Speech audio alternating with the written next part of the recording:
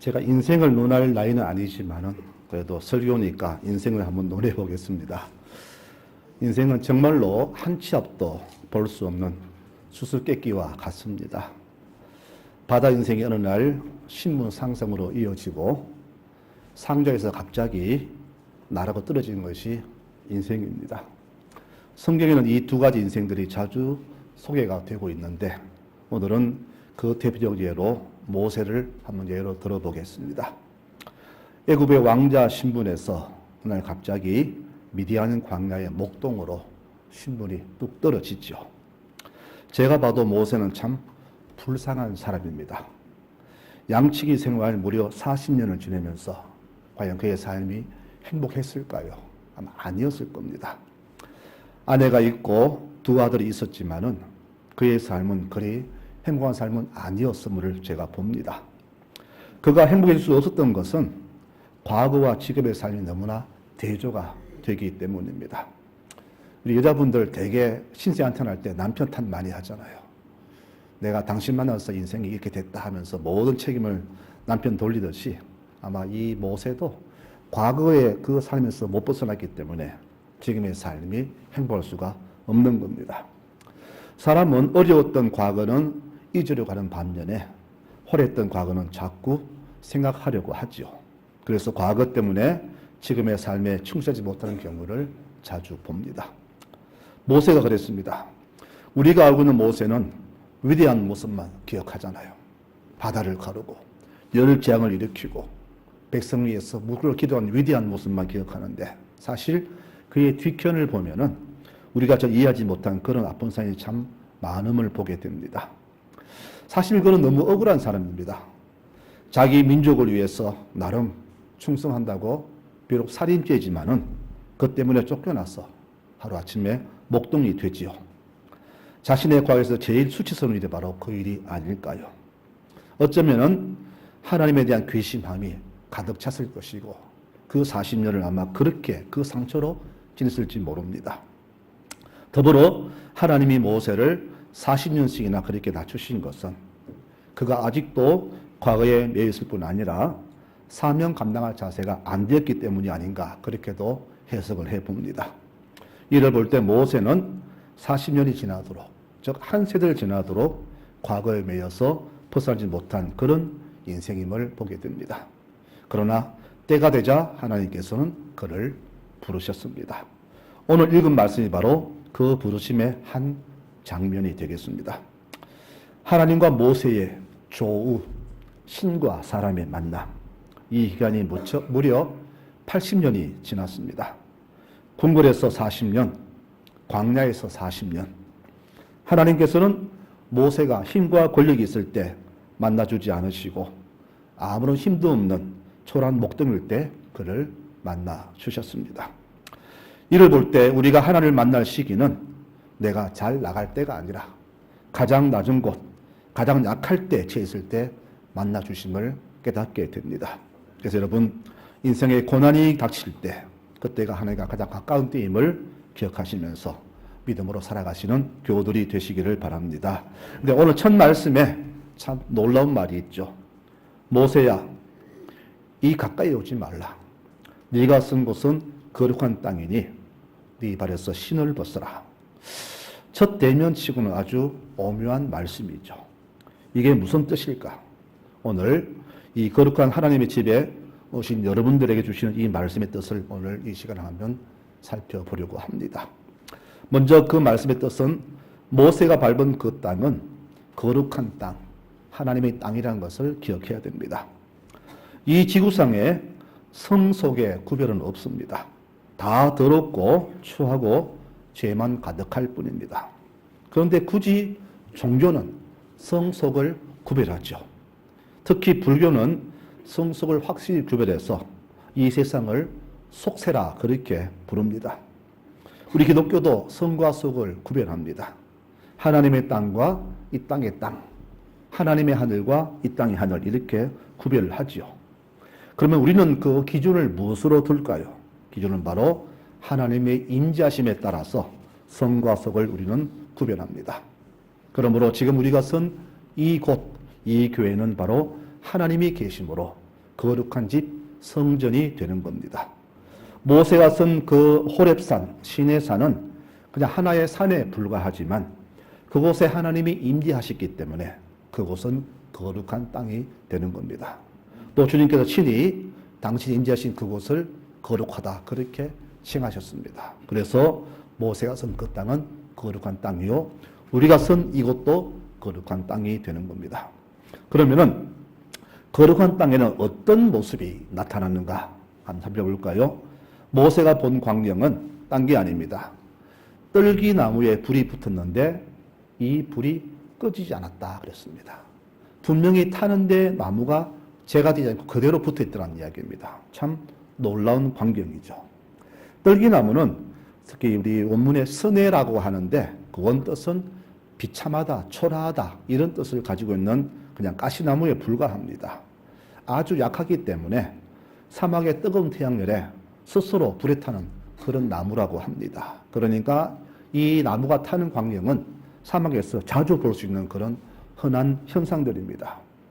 하나님의 땅이라고 해서 우리는 특별한 일만 시킨다고 생각하는데 절대 그렇지 않습니다. 오히려 우리가 보기에 늘 보아왔던 흔한 일들이 더 많이 일어나는 곳이 바로 하나님의 땅입니다. 우리는 왜 이 광경을 주의 임재를 깨닫지 못할까요? 우리 자꾸만 엉뚱한 데서 주의 임재를 보려고 하기 때문입니다. 엘리야도 지금 모세가 서는 이 시내산에서 하나님을 만났죠. 그때 만날 때 광경이 큰 지진이 났습니다. 우리는 그 지진 속에 나타날 줄 알았는데 하나님은 그곳에 안 계셨습니다. 큰 바람이 불었습니다. 역시 하나님은 안 계셨습니다. 그런데 진작 생각지 못한 고요함 중에 주께서는 그에게 임하셨죠. 우리는 기적을 말할 때 아주 특별한 곳, 특별한 데에서 기대하는데 결코 아닙니다. 하나님과의 만남은 흔한 일상 속에서 일어남을 우리는 기억해야 됩니다. 여러분 그러면 하나님 만날 때 갑자기 기도할 때 앞에 불이 번쩍 튀고 무슨 음성이 울리고 이런 기대하지 마십시오. 내 일상 속에 충실하며 주를 만나려고 했을 때 그때 주께서 우리의 작은 일 속에서 만나 주시는 겁니다. 이렇게 하나님의 땅은 우리 일상 속에서 이어짐을 보게 됩니다. 그럼 오늘 세 번째 말씀이 중요한 건데 그럼 그 땅에선 우리의 자세는 어떠해야 할까? 이것이 오늘 말씀의 주제가 되겠습니다. 주께서 친히 명하셨죠. 신을 벗으라 그랬습니다. 여러분 이 설교 많이 들으셨죠? 자, 신발. 우리가 실내에 들어갈 때도 신을 신는 실내가 있고 신을 벗는 실내가 있습니다. 특히 깨끗한 곳일수록 우리는 신을 벗습니다. 동남아 여행 가다 보니까 불교 사원 간 일이 있는데 주로 그곳에 올라갈 때 신을 벗으라고 하더라고요. 왜? 깨끗한 곳이니까 인간의 더러움을 딛지 말라 그런 이야기입니다. 오늘 주께서 바로 그런 뜻으로 말씀하신 것 같습니다. 하나님의 땅은 우주에서 가장 깨끗하고 성결한 곳입니다. 당연히 인간의 신을 벗어야죠. 그럼 우리가 벗어야 할 그 신발은 무엇을 말합니까? 오늘 이것이 참 중요한 이야기인데 첫째 이 신발은 우리의 현 신분을 말합니다. 여러분 모세는요 40년 지났지만 아직까지도 과거에서 벗어나지 못했습니다. 내가 왕자였는데 왕년에 무엇였는데 거기서 못 벗어났어요. 그러니 40년 동안 살아도 그에게는 행복이란 게 없었던 겁니다. 더구나 처가살이에 목동에 아무리 생각해도 자기는 자기 삶이 아니라는 겁니다. 그러니 그에게 두 아들이 태어나고 아내가 있어도 그의 삶은 불행했던 겁니다. 주께서는 바로 그 과거의 신분을 벗으라. 바로 그가 벗을 신은 바로 과거의 신분입니다. 과거의 그 신분은 모든 것을 내 힘으로 할 수 있다는 그런 뜻도 포함되었겠죠. 내가 왕자였는데 무엇이든 다 할 수 있는데 바로 이 말은 하나님의 도움 없이도 내 스스로 할 수 있다는 그런 어떤 헛된 욕망이 그 속에 잡고 있는 겁니다. 그래서 이 꿈을 버리지 않을 때 결코 소명 감당할 수 없으므로 그 신발을 벗어라 그렇게 명하신 겁니다. 40년간 주께서는 신발을 벗기시려고 했습니다. 때로는 기다려주셨고 때로는 강제로라도 하셨습니다. 무엇보다 잠잠히 기다리셨죠. 40년은 한 인생을 말합니다. 하나님께서는 그의 한 인생을 모세의 신분 세탁에 쏟으셨습니다. 죄에 대해서 죽고 거듭나야 죄를 감당할 수 있기 때문에 그의 인생이 바뀌도록 40년간 기다리셨습니다. 성경에는 우리 많은 믿음의 성도들이 이렇게 스스로 신발을 벗은 경우, 또 강제로 벗김을 당한 경우, 또 어떤 사람은 끝까지 벗지 않은 경우를 보여주고 있습니다. 아브라함과 삭개오는 스스로 신발을 벗었죠. 주님, 제 아들을 바쳤습니다. 주님, 제 재산을 팔아서 구제하겠습니다. 스스로 자기의 신분을 벗었습니다. 야곱과 요셉과 다윗은 하나님이 벗겨주셨습니다. 그러나 부자 청년은 끝까지 신발을 벗지 않았죠. 스스로 벗었거나 벗김을 당한 분들의 모습과 벗지 않은 사람의 결과는 우리가 잘 알잖아요. 구원이냐 멸망이냐로 결과가 나타납니다. 그래서 하나님께서 서시려는 사람은 친히 벗기시는 경우를 봅니다. 사도 바울은 강제로 벗기셨습니다. 누구십니까? 나는 네가 박해하는 예수다. 벗기시고 그를 사용하셨습니다. 저는 생각할 때 정말로 지혜로운 사람은 어떤 사람이냐? 하나님이 벗기시려는 사람이 아니라 스스로 깨닫고 벗는 사람이라 저는 그렇게 생각합니다. 말씀을 들을 때에, 말씀을 볼 때에, 감동이 올 때 스스로 삭개오처럼 나를 벗을 수 있는 그런 사람, 바로 이 사람이 진짜 지혜로운 성도라 저는 그렇게 봅니다. 물론 성경을 볼 때 주님 벗기는 과정도 있습니다. 그런데 그 과정이 쉬운 과정이 아닙니다. 모세의 40년 세월, 긴 세월이었죠. 다윗은 23년간 도망자로 살았습니다. 힘든 세월이었습니다. 요셉도 13년간 종살이, 옥살이로 바로 신발을 벗김당했습니다. 참으로 힘든 세월이었습니다. 그래서 정말 지혜로운 사람은 하나님이 강제로 벗기시는 사람이 아니라 알고 깨닫고 스스로 벗는 사람이 지혜로운 사람입니다. 우리 송라제교 모든 교들이 이렇게 지혜로운 분들이 되기를 소망합니다. 여러분 말씀을 들을 때 깨닫고 신발을 벗으십시오. 나를 낮추십시오. 나를 버리세요. 누군가의 말에 의해서 상처받고 화나서 억지로 강제로 벗는 것이 아니라 스스로 판단하고 이것이 주께서 명하신 명령이구나 함을 깨닫는 그런 사람들이 되시기를 바랍니다. 오늘 모세도 강제로 신발 벗김을 당합니다. 40년 목동 생활은 하나님의 강권적인 역사였죠. 그를 살인자로 만드시고 애굽에서 추방당하시게 하시고 신분을 목동으로 저하시켰습니다. 하지만 모세는 고집스러운 생활로 40년을 버텼죠. 과거를 결코 버리지 않았습니다. 그 모습이 어디서 나타나느냐? 바로 아들의 이름을 보면은 그대로 나타납니다.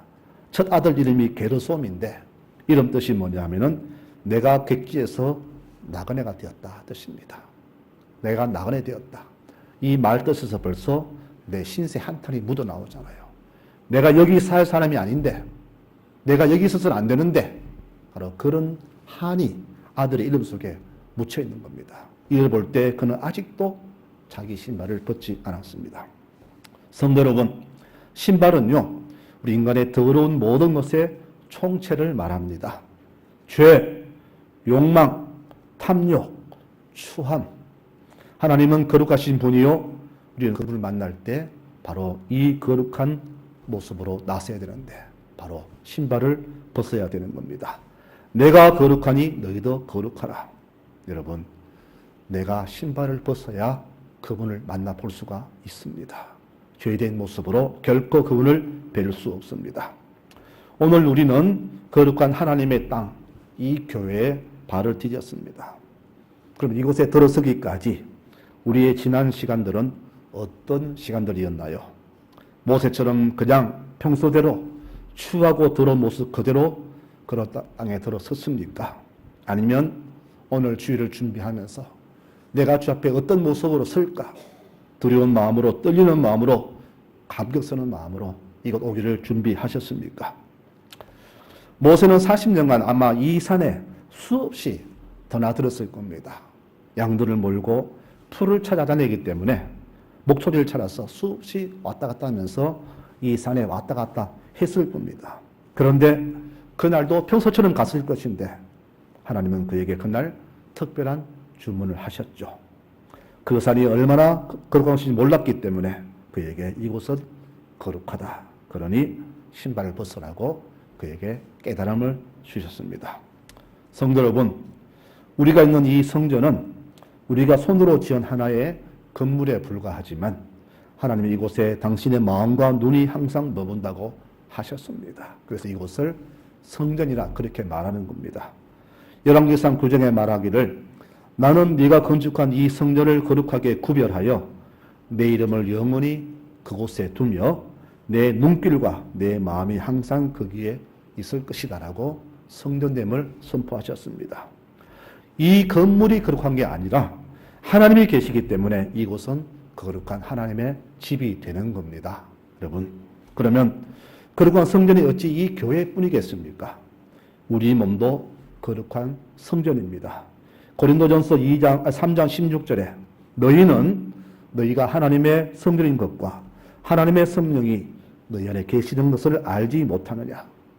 누구든지 하나님의 성전을 더럽히면 하나님이 그 사람을 멸하시리라. 하나님의 성전은 거룩하니 너희도 거룩하라 하셨습니다. 모세가 그 산입구에서 신발을 벗은 것처럼 우리 역시 이 성전에 올 때에는 우리의 신발을 벗어야 됩니다. 그래야만이 우리가 드리는 이 예배가 하나님이 기뻐하시는 헌양하는 예배가 되는 겁니다. 오늘 우리가 깊이 새긴 말씀은 이것입니다. 거룩한 하나님 앞에서는 항상 우리의 신발을 벗어야 한다는 사실입니다. 성전에 올 때도 벗어야 하지만 항상 우리는 주 앞에서 신발을 벗은 상태로 우리의 삶을 살아가야 됩니다. 바로 이 몸도 하나님 계시는 성전이기 때문입니다. 그러므로 성도는 항상 나 자신의 거룩함을 잊지 않고 내 안에 거하시는 성령님을 영광스럽게 하는 성도다운 삶을 살아가야만 되는 겁니다. 우리 주님도 신발을 벗으셨습니다. 자진해서 하늘 보호자를 포기하셨죠. 그럼 우리가 벗어야 할 신발은 어떤 신발이겠습니까? 누가복음 9장 23절은 내가 벗을 신발을 명확히 말해주고 있습니다. 누구든지 나를 따라오려거든 자기를 부인하고 날마다 제 십자가를 지고 나를 따를 것이니라. 누구든지 자기 목숨을 구원코자 하면 잃을 것이고 나를 위해 제 목숨을 잃으면 구원하리라. 여러분, 우리가 벗을 신발은 바로 이것입니다. 모세가 벗은 신발도 바로 그것이었습니다. 너를 버려라. 너를 포기해라. 이제부터 나 하나님을 위해서 내 목숨까지도 바쳐라. 바로 이것이었죠. 하나님의 뜻은 누가 압니까? 하나님 백성만이 압니다.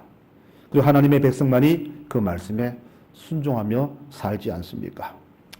우리는 지금까지 하늘 백성이라고 하면서도 실은 내 신발을 벗지 않은 채 살아왔죠. 거룩한 성전에 올 때도 일상을 살아갈 때도 내 신발을 벗지 않았습니다. 절대 거룩한 백성으로 살지 않았다는 말입니다. 가시나무 타는 모습을 모세는 숱하게 보며 살았습니다. 그러나 그곳에 임재 계신 하나님은 보지 못했죠. 왜 못 봤을까요? 바로 신발을 벗지 않았기 때문에. 인간의 욕망, 탐욕이 가득한 모습으로 보니까 하나님 임재를 느끼지 못한 겁니다. 주님은 늘 그 가시나무에 계셨는데 항상 불꽃으로 임재하셨는데 모세는 보면서도 깨닫지 못한 겁니다. 왜? 내 눈이 가려졌기 때문에. 인간의 탐욕, 욕망으로 가려지니까 주 임재하심을 볼 수가 없었던 겁니다. 하나님은 우리 인간을 상징하는 연약한 가시나무와 평생 함께 계셨는데도 우리는 자꾸만 화려하고 폭풍과 같은 곳에서 주를 찾았기 때문에 주를 뵐 수가 없었던 겁니다. 과거를 잊지 못하고 다시금 화려한 부활을 고수하는 그 수십 년의 세월 동안에도 하나님은 광야에서 모세와 함께 하셨고 늘 가시나무처럼 연약한 우리와 함께 계셨음을 우리는 절대 잊지 말아야 됩니다. 이제 우리가 주목할 것은 하나님은 어떤 놀라운 사건과 기적 속에 계시는 분이 아니라 지금 내가 처해 있는 이곳, 이 광야와 같은 곳, 볼품없는 가시나무가 자연 채광에 타고 있는 아주 볼품없는 이곳에 함께 하신다는 사실에 우리는 주목해야 될 것입니다. 여러분, 삶이 고달프죠. 육이 아프지요. 걱정이 많죠. 삶의 무게 짓눌려서 힘들죠. 그러나 하나님은 우리 함께 계심을 믿으시기 바랍니다. 그분은 지금도 내 아픈 삶의 현장에, 내 눈물 흘리는 곳에, 내 땀방울 흘리는 곳에 그분은 지금도 함께 계심을 믿으시기를 바랍니다. 여러분, 기적은 큰 사건이 아닙니다. 내게 아무 일 없는 것이 바로 기적입니다. 그분이 나를 보호하시니까 아무 일도 일어나지 않는 겁니다. 여호와는 낮의 해와 밤의 달에도 우리가 상치 않도록 지켜 보호하신다 말씀하셨습니다. 그분이 함께 하시니 우리가 무엇을 두려워하겠습니까? 그러므로 주 앞에 선 우리는 구별된 백성답게 늘 거룩한 모습으로 주 앞에 서야 됩니다. 항상 우리는 주 앞에서 신발을 벗어야 되는 겁니다. 말씀을 맺겠습니다. 하나님은 숨은 그림 찾기와 같습니다. 숨은 그림은 내 시력 좋다고 찾는 게 아니더라고요. 내가 어떤 각도에서 보느냐, 어떤 마음을 보느냐에 따라서 사물이 보이기도 하고 안 보이기도 합니다. 우리는 주로 기적 속에서 주를 만나려고 하는데 하나님은 일부러 자신을 숨기십니다. 그러므로 하나님을 내 눈으로 보려고 하지 말고 삶 속에서 주를 찾으시기 바랍니다. 이 가시나무 불꽃은 아주 흔한 현상이었습니다. 그러므로 내 삶에서 자주 일어난 이 모든 흔한 일들, 바로 이 흔한 일이 하나님이 나와 함께 하신다는 증거가 되는 겁니다. 여러분, 그러므로 특별한 일, 기적적인 사건을 바라지 마시고 내가 하루 세 끼 감사히 밥 먹을 수 있고 내가 두 다리 쭉 뻗고 잘 수 있는 집이 있고 함께할 가족이 있고 같이 아파하며 울 수 있는 믿음의 싣고 있는 이것을 여러분 하나님이 함께 하심으로 생각하시면 하나님을 볼 수가 있다는 사실입니다. 하나님은 눈으로 뵐 수 있는 분이 아니라 내 삶의 모든 일들 속에서 그분을 뵐 수가 있죠. 나는 아브라함의 하나님이요 이삭의 하나님이요 야곱의 하나님이다.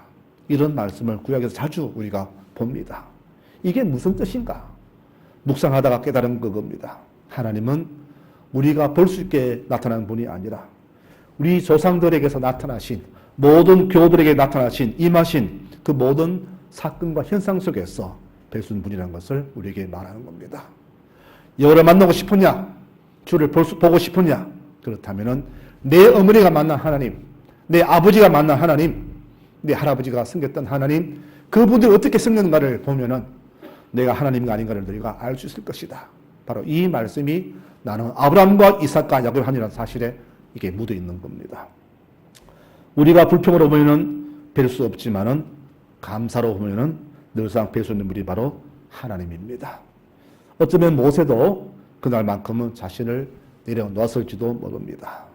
지난 40년간 주께서는 모세를 보지 않는 곳에서 늘 만지셨기 때문에 그날 아마 모세도 눈을 내렸을 것이고 그날 그 광경을 유심히 보았던 겁니다.